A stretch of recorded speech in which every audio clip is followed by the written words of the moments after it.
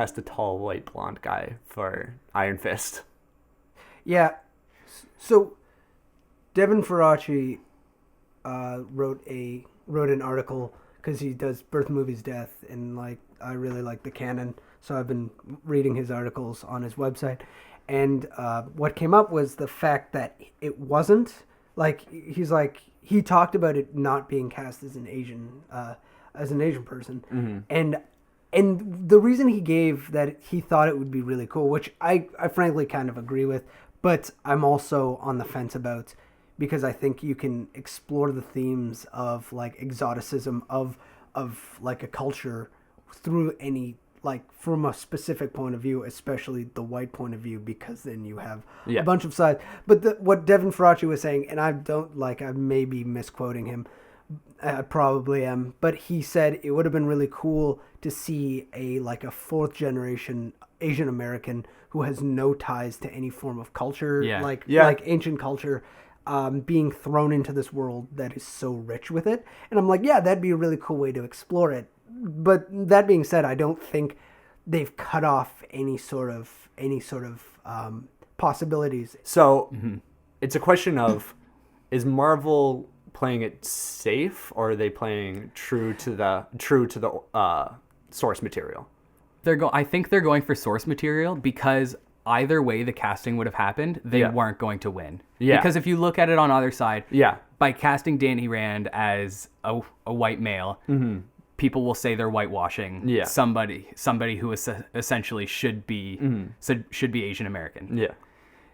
But then should he? Like, well, I guess not should be, because he's not in the comics. But that's not the only reason that I ask should he, because Danny Rand's the former Iron Fist, not a ton of them were actually Asian, if I remember. Like, I'm trying to think back to Brubaker's run. I think his master was. I don't remember. But his master and like Mother Crane. Sorry, but if you go the other way and actually cast an Asian American, or even just an Asian man, people will look at it as racist in one way or another, because they'll just say, "Oh, look, another Asian man is cast as a kung fu master." Yeah.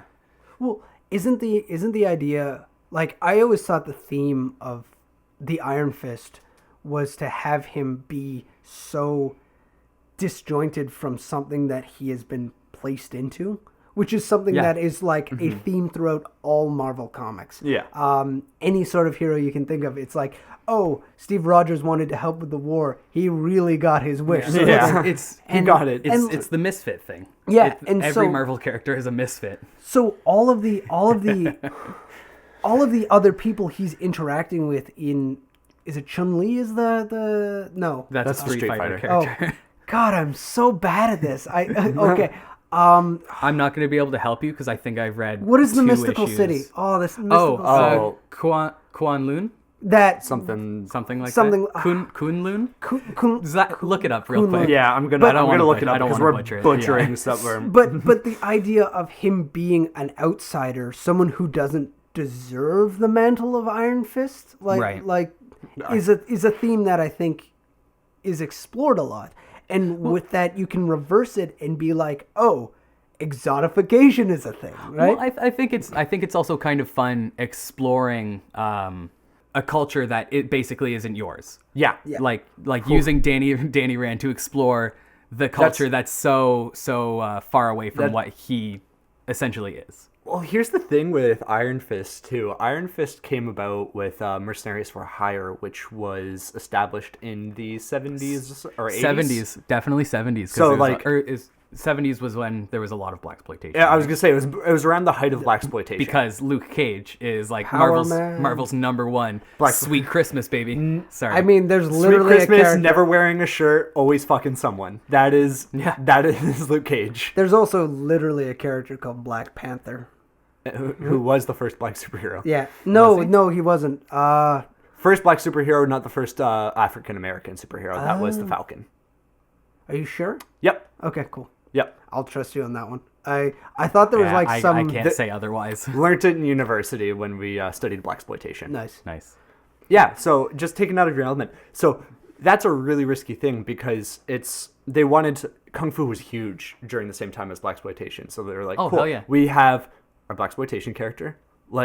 Who's like the new hotness right now. Let's team him up. I can't believe you just said hotness. Let's team him up with the other new hotness. I can believe it. Have you met Zach? I'm a walking nightmare. And they just kind of married them with Mercenaries for Hire, and it was like these two ridiculous Heroes for Hire. Heroes for Hire. Yeah. Why do I keep saying Mercenaries for Hire? I watched Deadpool. He's a mercenary. That's a stupid excuse. It's really not an excuse at all.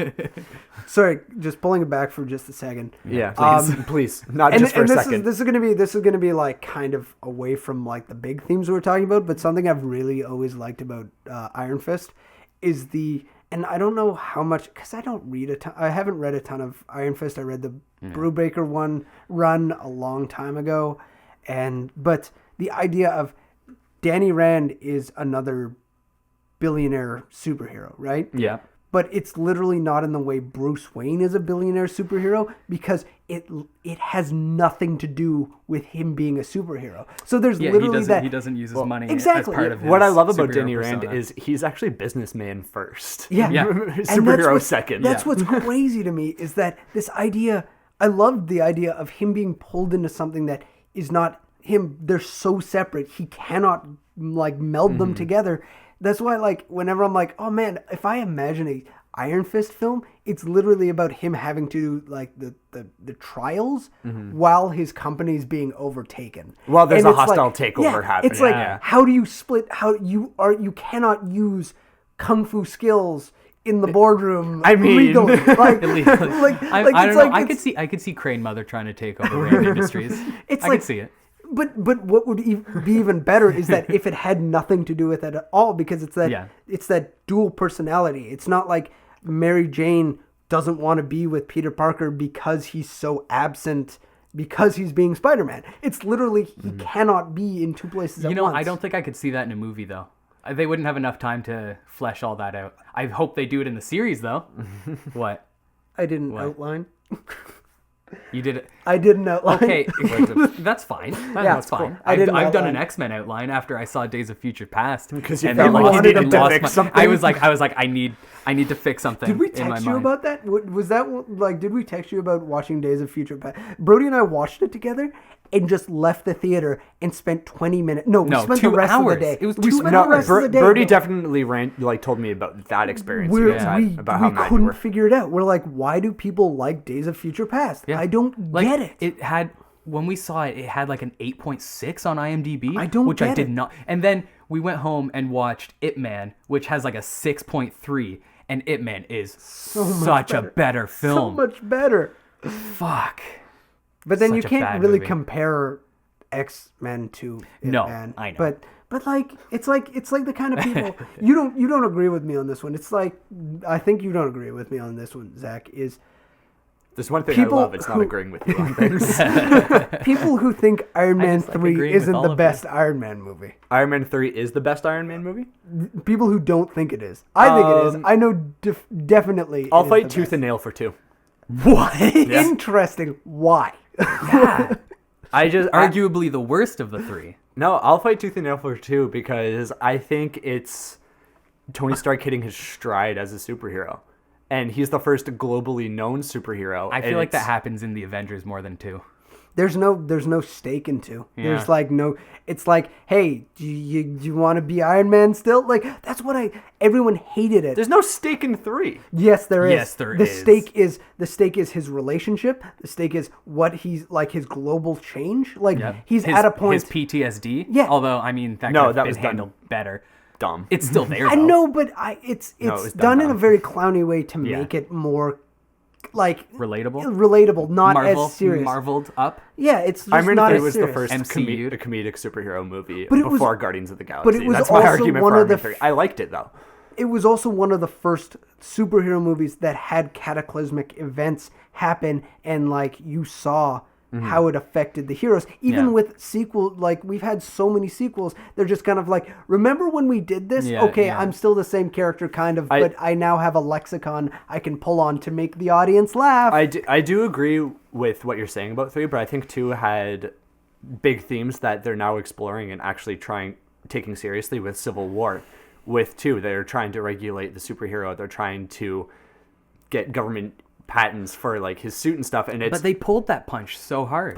They pulled the punch. They pulled it so hard they punched themselves in the face. But no. And Iron Man 2 came out. No, I don't know. The villain definitely could have been done a little bit better, but I liked Mickey Rourke's character. I want my boy. I want my bird. I want my boy. I want my bird. I thought. So you liked that? You liked that character of I want my bird? Oh yeah, totally.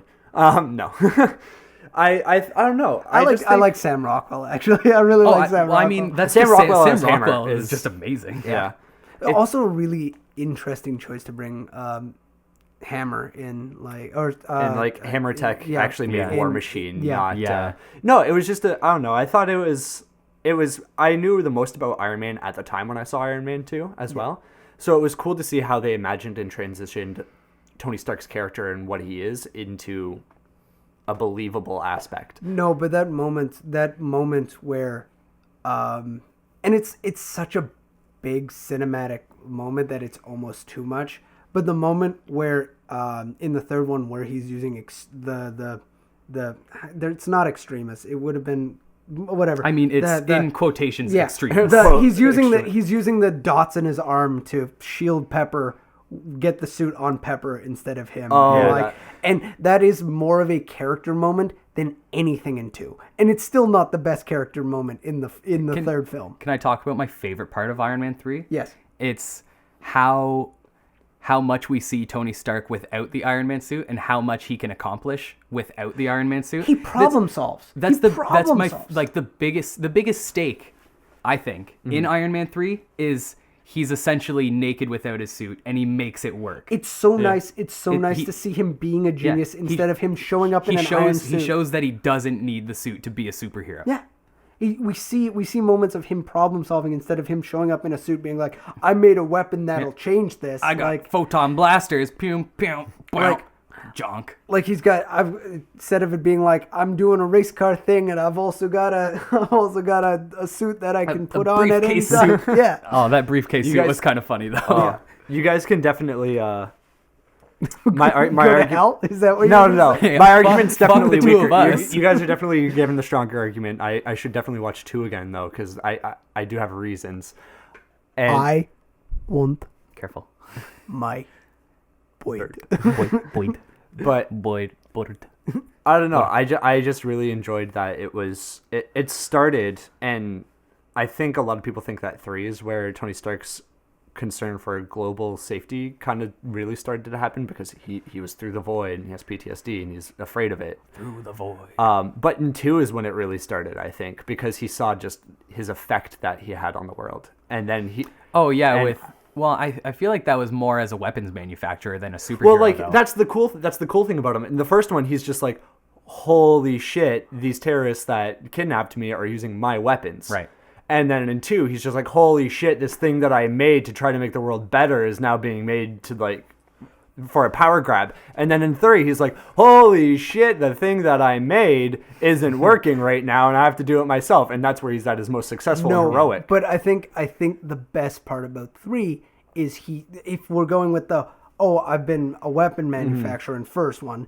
My stuff, look at the change I've made.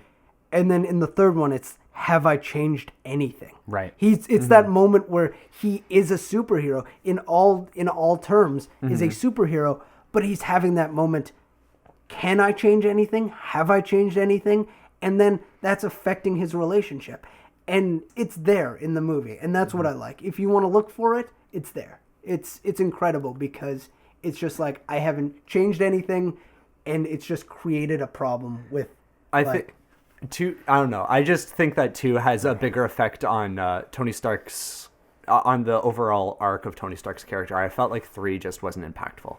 Guys, I think Iron Man 3 is just a really good trilogy. I've never realized it before, but Iron Man 3, sorry. Iron Man 1, 2, 3. Iron Man as the a Iron Man trilogy is a great trilogy. It's a really good trilogy. Yeah. For his there's character, a reason Iron Man is the most popular superhero in the film cinematic universe. And I think that's just Robert Downey Jr. and his goddamn charisma. No charisma. And I'll give Favreau like a lot of respect for getting it started.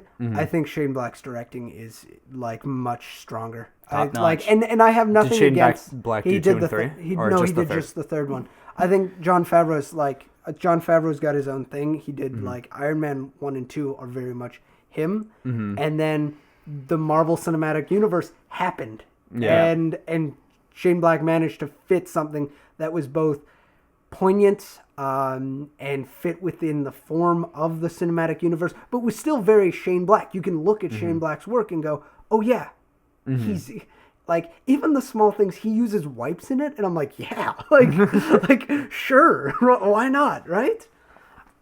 What do you guys think the best Marvel movie is? My top is probably Guardians. Yeah. I mean, you know me. I like fun space adventures. Yep. After that, probably Civil War. Or not Civil War, sorry. Winter Soldier. Winter Soldier? Yeah. When's the last time you watched it? Winter Soldier. How many times have you seen it, actually? Actually, I think I've only seen it the one time. Does it get worse? Yeah. It doesn't hold up. No? In my opinion, it does not hold up. It's like that Avengers moment where you're like, they're on a helicarrier. Yeah. And then the second time you watch it, yeah, they're on a helicarrier, sure. It suffers from power creep in movies where they're just like, how do we make the stakes higher? S.H.I.E.L.D. is dead. Yeah. And like, it's empty. Okay. Well, maybe Iron Man 3 then. I mean, 3? I'd have to see Winter Soldier again to make another opinion, but I haven't seen Iron Man 3 since I saw it in theaters either. I don't watch Marvel movies more than once because I feel like they all just get worse after the first time you see them. They definitely do. And that's like even Guardians. I've seen Guardians like only 3 times, but I mean, it's gotten a little worse every time. I just don't. Hollywood, man. Too predictable. Hollywood, man. Hollywood, that's man. why Iron Man 1 should be your thing, because that's right out of Obadiah. It's the dude and Obadiah. I know. Hollywood, man. I know. I love him. I love him so much. I love him so much. What about you, Zach? What's your favorite? I don't know. The more I think about the Marvel movies, the more I think that they are what they are. They're fun action movies and not a lot more. Yeah. But if I had to choose, I mean, yeah, you can still choose a favorite. If I had to choose a favorite, I think in terms of good storytelling and like enjoyable characters, I'd have to say Guardians. Thor 2. Fuck you. You can fucking leave your own Thor apartment. Thor 2 is so good. I'm gonna throw you out a window. It's fun. No, the Thor movies. When's the last time you watched Thor 2? I fucking hate the Thor movies. Oh, yeah. Since it came out. No, doesn't hold up. The Thor movies are trash. See, no, we're making a great point. No, though. I know you like the first one. None like of the the movies first one. None of the movies hold up. Yeah. They don't hold up. Why do you like the first one, Blair? Is it just the cinematography? The cinematography and there's a lot of. Is it what's her? No, name? it is boring and it is static. No. It is so dumb. No, it feels like Is it Natalie so Portman? much. Do you like the ladies in it? No, I actually prefer Chris Hemsworth in Yeah, it me just too. because he's just so damn charming. No, you know why I like Thor 2? Because Tom Hiddleston looks so fucking good in his movie Yeah, I know. costume We in it. know you like his thighs. His thighs. He's got such nice thighs. No, I really like Thor just because it's very much it's a character piece for him, and it's actually something that why do I forget? I just said his name and I can't. Chris Hemsworth. Chris Hemsworth could just kind of play around with and be this bratty thing. There's a lot of plot issues. There's a lot of pacing issues. Yes, but does it still feel like what I imagine a Thor comic on movie? Like Thor comics have pacing issues all the time. Comics have pacing issues. Comics should not fit onto film because it doesn't work. You look at all the best, this is the greatest comic series ever. It still has that thing. It still has issues. Within Act 2, you would be in space. Comics are this terrifying infinite medium right now. Okay. Where okay. No, sorry. Finish right. You're done. Oh, I was like, okay, fine, sorry. Okay. Here's where. No, sorry. Fuck me. No, it's like you're right. Comics have a really hard time transferring over to film, and they rarely work, as we can see, where no film holds up after seeing it more than once, because there's such an infinite medium that anything and everything happens in it. And you have, look at what Marvel has done over the past 4 years. They rebooted 3 times. 3 times? 2 times. They rebooted Secret War, and then I think 3 if you count like the reboot before Secret War. Well, it's all been half-assed reboots. In the past 15 years, they've tried 15 different adaptations. Ever since New 52, they're just like, we need to do that. Even before that, because they even the New 52 is such a soft relaunch. Exactly. So there's always going to be an infinite amount of things going on that just won't transfer to film, because films are a definitive it's like start Fantastic and end Four, right? thing. We've talked at length about how Fantastic Four just doesn't translate to... The only way Fantastic Four translates to film, Blair, I think we talked about, is as an epic, right? Yep. Yeah. No, you know what? It was, let me think. I think in 2008, there was an animated series called Fantastic Four: Earth's Mightiest Heroes, and it was just a serialized adventure cartoon series about the Fantastic Four. There was no origin story to it. They they launched into it. I think the first episode had the Impossible Man in it. Is that little little green man that can transform into anything? It was such a fun series, and it was the best adaptation of the Fantastic Four I had ever seen, because it was essentially every episode was an issue of a comic. What's your guys' favorite comic book story arc or series? Oh fuck. Yeah. That's when I said okay, because I'm like, cool, we're transitioning to this. Okay. Because I want to hear an argument for why comic books are good storytelling and why we love it. Because whenever I think about it and whenever I read, especially, and it's why I don't read the superhero comic books anymore, is because I read it and I'm like, bad, cheesy, bad. Spider-Man's Clone Saga. It's because Alan Moore stopped writing comic books. I'm sorry. Alan Moore stopped writing comic books. What are the parameters on this question? Because can I just say I like Saga more than anything ever? No, because we're going to talk about that after, and we're going to talk about good storytelling in comic books and bad storytelling in comic books. So we're going to stick to the superhero genre, especially the big two. My favorite comic. My favorite comic. So the one that really got me into I started on, I started on House of M, and that really got me into it. And House of M's a really good arc. And then I really started falling in love with comics when I read Bendis's Ultimate... I mean, why did I say Bendis's Ultimate Spider-Man? I could have just said Ultimate Spider-Man. When I started reading like the beginning of Ultimate Spider-Man, I thought there was some really great stuff in there. I got mine. The moment when he decides to tell Mary Jane that he's Spider-Man, and it's just a full page of panels where they're just like sitting there, and he's like, I have to tell you something, and she's convinced he's gonna tell her that he likes her, but it's like, I'm Spider-Man. That's good.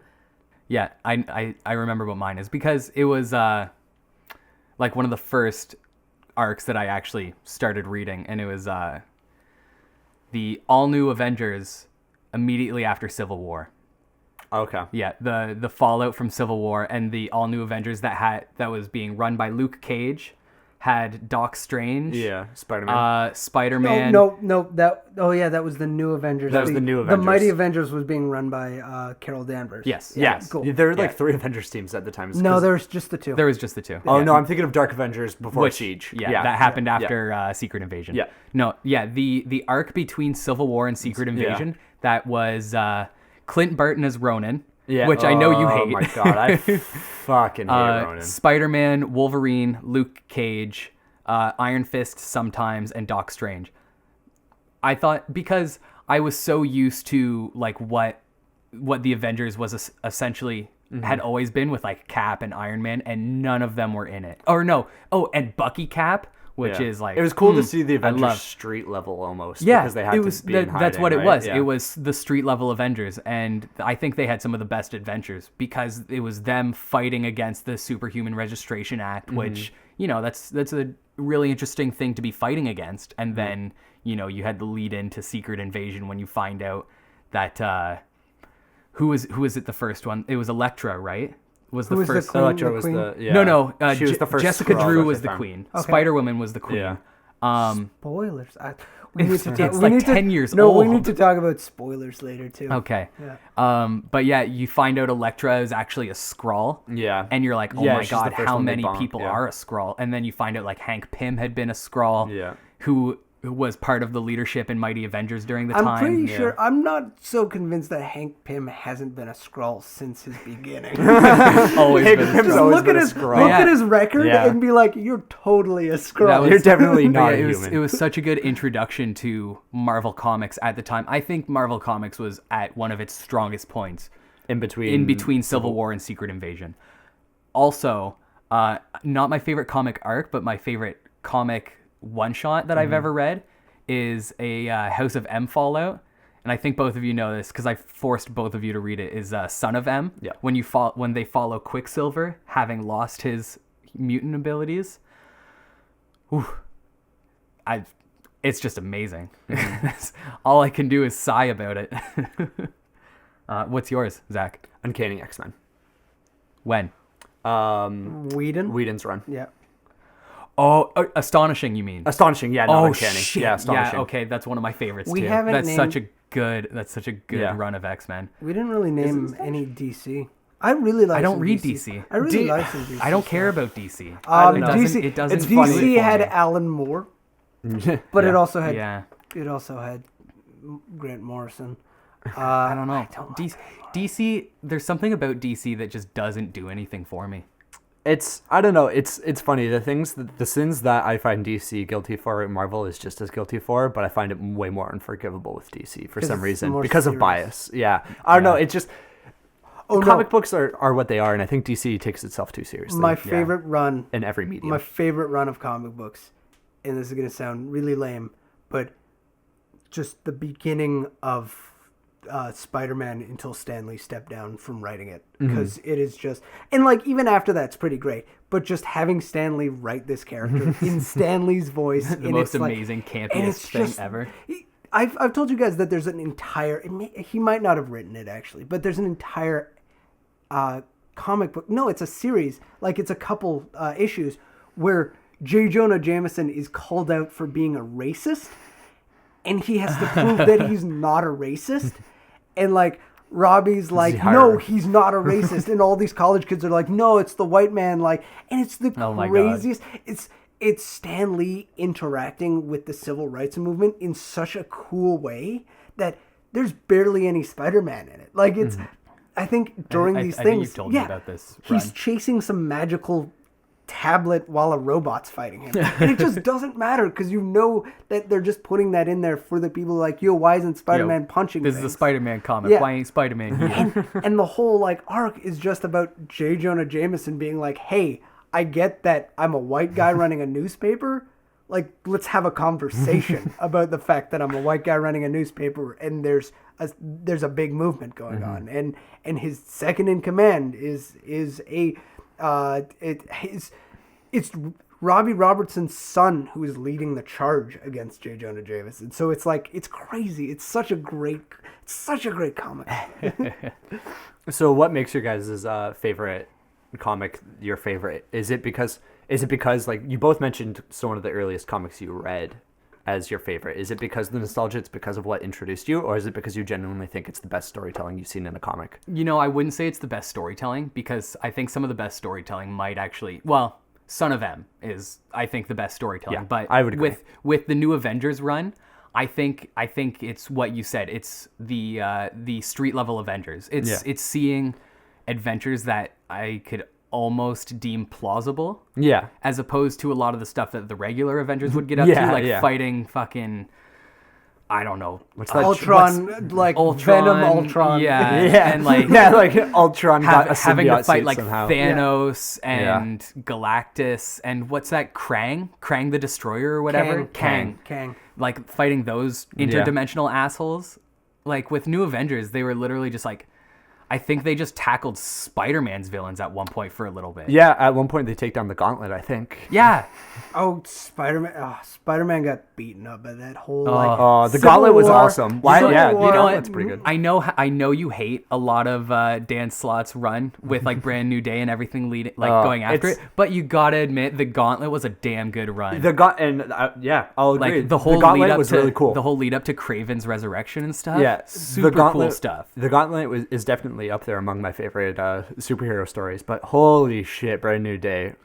I know you hate it. And we talked about pulled punches. We've had discussions about this before because it's just like at the point Spider-Man was at, where do you go from there?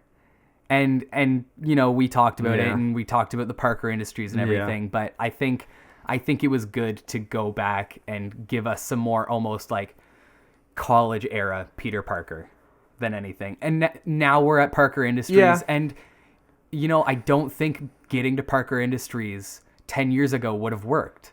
Like that, because if we went into Parker Industries after Civil War, we wouldn't have had essentially the new Avengers run, because he wouldn't have been on it. Yeah. Yeah, you can argue. And I know how much you love Miles Morales and everything, and I'm glad he's in the 616 universe and everything now, but I think we had to work our way there.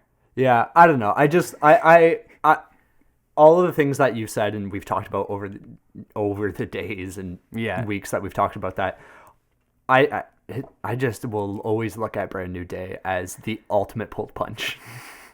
I don't know. I don't think it's a pulled punch. Everyone knows Peter Parker, and then we're just like, and then there's Fallout, and then he's like, I don't want to do this anymore. I don't think it was a pulled punch. No, because Dan Slott didn't write what led up to One Last Day. Did he? No, he didn't write. He didn't write one. I think it was One More Day. Oh yeah, sorry, One More Day. It was Caseta. Dan Slott took it up at Brand New Day, and I don't think it was a pulled punch. I think it was a punch after a punch. I think it was just it was the second jab in a 1-2 punch, if anything. Yeah. Cool. Wait, did I nail it? Did I finally get you? Yeah, no, you didn't convince me because I still... Oh, I know, you're a stubborn asshole. I understand. Do you want to borrow my issues? I have a lot of the Brand New Day. I know you have a lot of issues, Blair. No, please get in on this conversation, because my biggest problem with it is just it's... Have you read it? Yeah. Yeah, you have read it. No, but you know what? It's really hard to count. And like, I think if you were doing a reboot, you get to One More Day, and you're like, oh, by the way, here's the ultimate like decision you have to make. Two of the major characters in Peter Parker's life are at a position. It's either Aunt May dies, or you have to give up your marriage. Yeah. Right. Which is like something... How long had he been married? In the 30, 40 years? Like, yeah. Oh, it's Christ. like... And it's like... Since the 80s, I think. Yeah. I think the big marriage issue was in the 80s. It's like... You come off of that, which I really liked One More Day, or like the idea of One More Day. Yeah. And like that whole sinking feeling he's going through of being like, oh, by the way, here's the worst choice you're ever going to make. It was the biggest decision he had ever made. And this is coming from... I loved the character moment. I just didn't like what it implied. and coming out of that, and I didn't love One More Day, or sorry, I didn't love Brand New Day when that was actually when I was subscribing to Spider-Man, and I didn't love it because it wasn't the Peter Parker I'd thought of. I was very much thinking about the stuff that had come out in the cinematic universe at the time, the Sam Raimi stuff, and it was... I like the Sam Raimi stuff. I know, that's fine. He's fun. It's Tobey Maguire. That's what bothers me. It's just his face, his facial expressions. Yeah. Has the pie. But it's like... So good. It's... I can't believe you guys just like derailed me. How does it feel, Blair? Oh, you piece of amazing human being. I yelled into the I cannot. You lean forward for that one. It was a hard. It was I a need hard to get decision in Blair's to make. face by getting into the mic. It was a hard thing to land, and they wanted to change it up a lot. Like you can tell, he was like, they wanted to change it to the point where it was like, oh, it's young Peter Parker again, sort of thing. That's kind of the thing that I loved about it, because I thought Dan Slott wrote Peter Parker really, really well. Because when I think about Peter Parker, I'm like, always stuck in high school into college Peter Parker. Yeah. That's my favorite Peter Parker. I want Peter to be young. I don't want him to be a 30 or 40-year-old man running Parker Industries. Yeah. Yeah. I thought he pulled that off really well. I thought there just wasn't, like, when you're getting down to it, the issue I have with Brand New Day is the storylines were just weak. They weren't very well written. It's true. It's very true. The Spider Tracer killer was just bullshit. Such a bad mystery, and like he fought the three guys, Ox, Montana, and Fancy Dan. Oh yeah, the guy that Shocker hangs out with sometimes. What are their name? What is their team name? I don't remember. But he fought not the them record. No, so many. He fought them so many times in the first 15 issues, and you're just like, why? Why are these guys still showing up? Yeah, it's just, I don't know. My issue with Brand New Day is the fact that One More Day made the wrong decision at the very end. You should have killed Aunt May. Huh? You should have killed Aunt May. Are you ageist? Yeah. What do you have against old people, man? No, he just, it would have been a really, really, I mean, One More Day was still a great character moment because he made the decision to have Aunt May again. Yeah. Which is cool. I just think it would have been a more interesting story. It wasn't a decision for to choose the future. Like you can. I think we've seen so many years of Peter Parker that after I read it, I'm like, yeah, of course he's gonna make that decision because he made the decision to get together with Mary Jane. He did not make it. He did not make the decision to be related to Aunt May. Yeah. And yet his choices led her to this. He can do away with his choice to have Mary Jane in his life. He cannot turn away from the woman who raised him. And I'm not saying that it's so well written, but you go into it and you're like, that was never a decision. And they turned it into how many issues of a decision? It was 4 issues of a decision. Yeah. And it's like, that's really That's not tough. a decision because that's just what he's going to do. I love how frantic Spider-Man is in One More Day, too. Yep.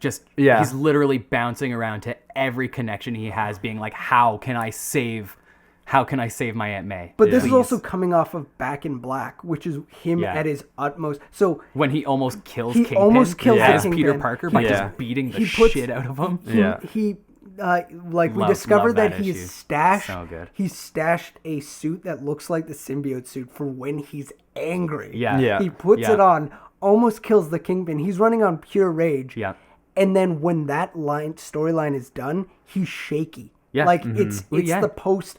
It's like the storyline reflects his emotional state, and that was really cool. Yeah. Well, and I don't know. I think I just wanted to see more of that. I wanted to see him, and we hit a breaking point, and he broke, and he decided to take it all back, right? But the way I've always seen Peter Parker, not Spider-Man, the way I've always seen Peter Parker is someone who takes a hit and keeps going. Because that's how he's always been described. He's always been described as like the street level guy who comes back and he's beaten and bruised and he's cut up. Oh yeah, he never gives up. And Mary Jane's patching him up, and then he goes out the next day and she's like, "Don't do it," and he's like, "I'm gonna do it because I need to, because I made my choice and this is what where my choice led me." And he's always stuck with his decision because what other choice do you have? And then he was given the choice, and I think either way is a cool character moment because they definitely did the build up properly. And it all comes down to personal preference. And I personally think the story was better if he chose to, again, take another hit and keep going with the life that he had chosen. Because that's how I've always seen Peter Parker. Not as a masochist, but as some sort of, I don't know, there's some sort of guilt to his character that keeps him moving forward. I agree with you, but you got to remember, the reason that he's fueled by always continuing on is because of what happened to Uncle Ben. Yeah. And when he gets the chance to not let that happen to Aunt May, I think it's a good decision. Both make sense. Right? And Aunt May why would he let that happen again? Essentially. Yeah. Having Aunt May back would have been is definitely the more makes the more sense. I just think it would have been a cooler decision to see Peter Parker evolve and take on, do Parker Industries or whatever, because he's just like, I can't be Spider-Man anymore. I can't do this.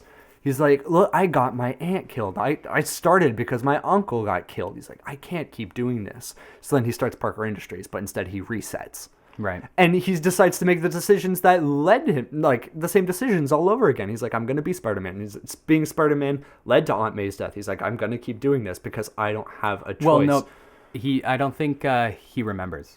He doesn't remember. I'm pretty right? sure I can't remember exactly, but I'm pretty sure Mephisto wipes his I think so his, too. his memory of the the lead up of the decision to actually do it. Because he remembers having a relationship with Mary Jane. Yeah. But it changed. They had a crazy fallout. They had a falling out. Yeah. Okay. Yeah. Don't they later on in